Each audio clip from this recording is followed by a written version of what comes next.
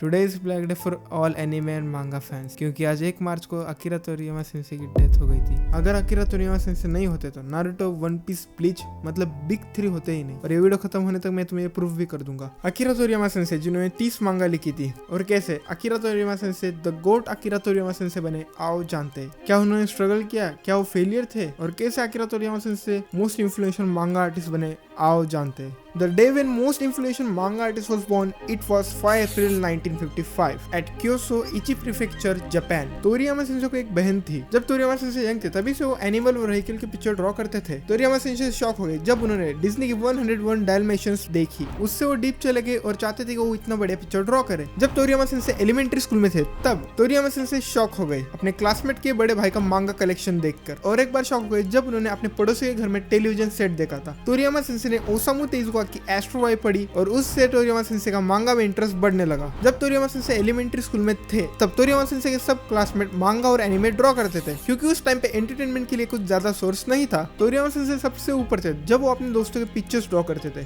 Even तो तोरियामा sense मांगा पे ज्यादा अटेंशन नहीं देते थे, क्योंकि उनका इंटरेस्ट बढ़ने लगा फिल्म्स और टीवी शोज में। तोरियामा सेंसे ने हाई स्कूल अटेंड किया जहाँ पे वो क्रिएटिव डिजाइन पे फोकस कर सके, लेकिन उन्हें दोस्तों के साथ मजे करने में ज्यादा इंटरेस्ट था। अब तक तोरियामा सेंसे ने कुछ ज्यादा मांगा नहीं पढ़ी थी, लेकिन कभी कभी वो खुद ड्रॉ करते थे। तोरियामा सेंसे कॉन्फिडेंस था कि ग्रेजुएशन के बाद वो काम करने जाएंगे बजाय अपनी एजुकेशन कंटिन्यू करना। तोरियामा सेंसे ने 3 सालों तक एक एडवर्टाइजिंग कंपनी के लिए पोस्टर डिजाइन किए। वो काम करना जल्दी सीख गए थे, लेकिन वो अक्सर लेट आते थे क्योंकि वो जल्दी नहीं उठ पाते थे, और तोरियामा सेंसे के बॉस उन पर अक्सर गुस्सा करते थे कैजुअल कपड़े पहनने की वजह से। रूटीन से तंग आकर तोरियामा सेंसे ने जॉब क्विट कर दी। जब तोरियामा सेंसे ने जॉब छोड़ी तब वो 23 साल के थे, और अब तोरियामा सेंसे अनएम्प्लॉयड है, तो वो अपनी माँ से ही पैसे मांगते थे। फिर एक दिन तोरियामा सेंसे कॉफी शॉप में कॉफी पीने के लिए गए, और वहाँ पे उन्होंने एडवर्टाइजमेंट देखी। मांगा पब्लिशिंग कंपनी कोडांशा का एडवर्टाइजमेंट था। उनका कॉन्टेस्ट चल रहा था और वो मांगा आर्टिस्ट को हायर कर रहे थे। फिर तोरियामा सेंसे ने अपनी मांगा लिखी, मगर कॉन्टेस्ट का टाइम खत्म हो गया। फिर और एक कॉन्टेस्ट चल रहा था शुइशेहा का। Shueisha largest manga publishing company है जापान की। उसके अंदर आता है वीकली शोनिन जंप, और वीकली शोनिन जंप के ही अंदर आता है One Piece, Naruto, Bleach and many more, सब वहीं पे पब्लिश होते हैं। शुइशेहा कॉन्टेस्ट चल रहा था वीकली शोनिन जंप के लिए, और शुइशेहा तोरियामा सेंसे को हायर कर लेता है। तोरियामा सेंसे ने पैरोडी बनाई थी स्टार वॉर्स की। फिर तोरियामा सेंसे को कॉल आता है काजुहिको तोरिशिमा के, ये एडिटर है शुइशेहा के। वो तोरियामा सेंसे की मांगा बहुत ज्यादा एंजॉय करते थे। तोरियामा सेंसे ने बनाई थी स्टार वॉर्स, जो कि कंपटीशन में कम्पीट करने के लिए एलिजिबल नहीं थी, क्योंकि वो पैरोडी थी, ना कि एक ओरिजिनल वर्क। तोरिशिमा ने तोरियामा सेंसे को टेलीग्राम भेजा और उनको इंकरेज किया और कहा ऐसे ही मांगा ड्रॉ करते रहे और उन्हें भेजते रहे। अब तोरियामा सेंसे शुइशेहा के लिए मांगा आर्टिस्ट थे। फिर तोरियामा सेंसे बनाई वंडर आइलैंड, जो कि तोरियामा सेंसे की फर्स्ट पब्लिश मांगा थी on Weekly Shonen jump in 1978। फिर रीडर्स का सर्वे हुआ, वहां पे वंडर आइलैंड सबसे नीचे थी, सबसे लास्ट प्लेस पे थी। तोरियामा सेंसे मांगा ड्रॉ करना छोड़ने वाले थे अपनी सैलरी लेकर, क्योंकि वंडर आइलैंड 2 जो कि 1978 में पब्लिश हुई थी वो भी एक फ्लॉप थी। मगर तोरियामा सेंसे के जिद्दीपन ने उन्हें छोड़ने नहीं दिया और उन्होंने कंटिन्यू किया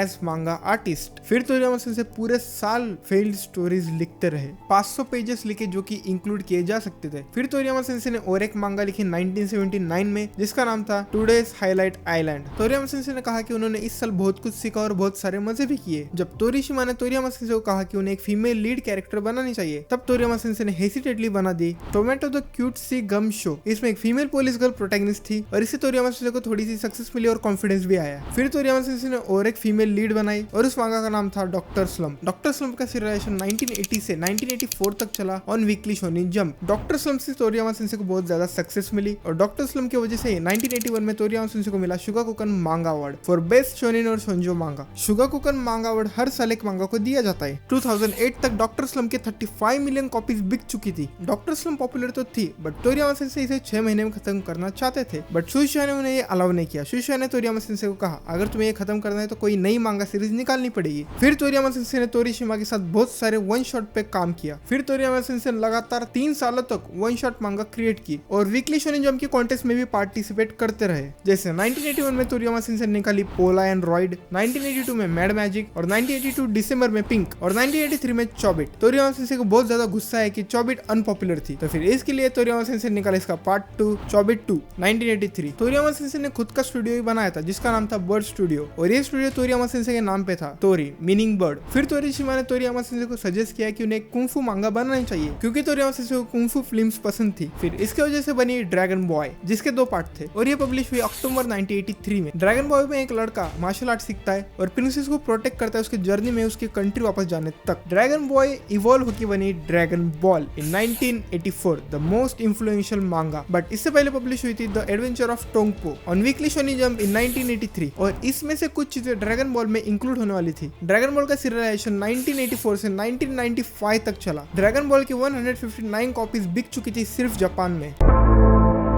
漫画家とご紹介するべきだと思います。そうです。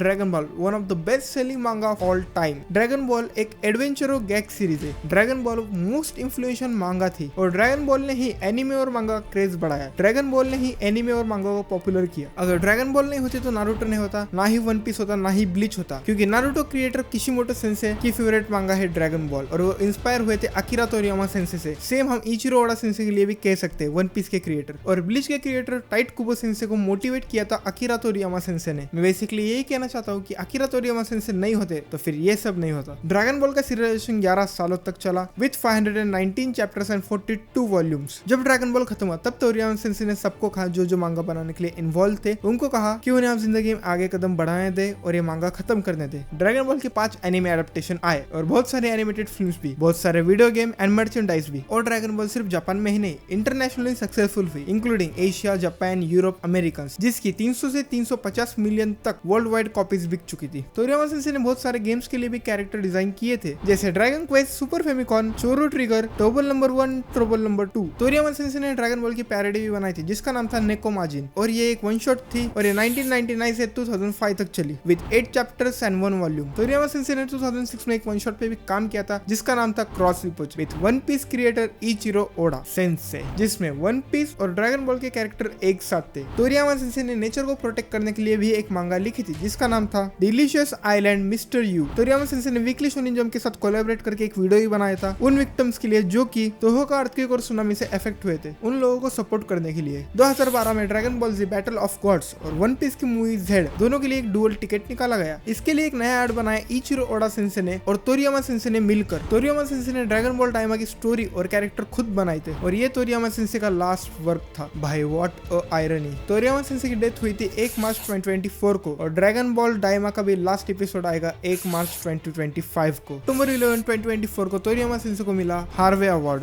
इवन दो उनकी डेथ हो गई। तोरियामा सेंसे ने शादी की थी योशिमी काटो से ऑन May 2, 1982, और ये एक फॉर्मर मांगा आर्टिस्ट थी। शादी होने के बाद उन्होंने छोड़ दिया। तोरियामा सेंसे को एक लड़का और एक लड़की है। लड़के का नाम है सास्के, हाँ सास्के, और लड़के का नाम है किक्का, और तोरियामा सेंसे शाय। और तोरियामा सेंसे की डेथ हुई 1 मार्च 2024 को ड्यू टू सबड्यूरल हेमाटोमा, और मैं इसको एक्सप्लेन नहीं करना चाहता, तुम खुद गूगल पे जाके देख लो। तोरियामा सेंसे की डेथ पे बहुत सारे मांगाका ने रिएक्ट किया, जैसे Kishimoto sensei, Oda sensei, Tite Kubo sensei and डीप। और जैसे टाइट कुबो सेंसे ने कहा, जब तक आर्टिस्ट का काम एग्जिस्ट करता है वो तब तक जिंदा है। तोरियामा सेंसे ने ड्रैगन बॉल के बाद क्या किया, तो उन्होंने बहुत सारे कैरेक्टर डिजाइन किए, वन शॉट लिखे और ड्रैगन बॉल डायमा और ड्रैगन बॉल सुपर को रोट किया, मतलब ओरिजिनल स्टोरी। अकीरा तोरियामा एक गोट थे, एक लेजेंड थे। तो ये थी अकीरा तोरियामा सेंसे की लाइफ, और ये रही 13 मांगा वन शॉट जो उन्होंने लिखी थी। तो ये चुता बोलेगा नेक्स्ट वीडियो में। कशी हाय, बाय बाय।